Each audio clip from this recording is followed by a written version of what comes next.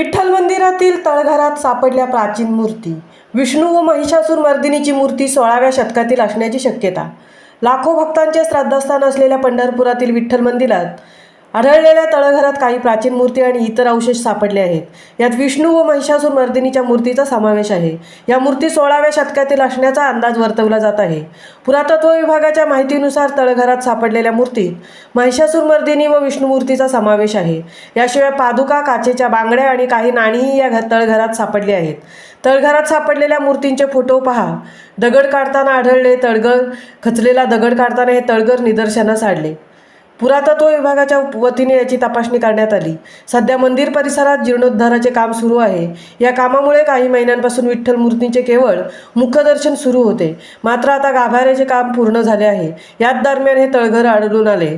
हनुमान गेटजवळ तळघर रात्री 2 वाजता आढळले. विठ्ठल मंदिर परिसरात असलेल्या हनुमान गेटजवळ ही गुप्त खोली सापडली आहे. त्यामध्ये पुरातन मूर्ती असल्याची प्राथमिक माहिती समोर येत आहे.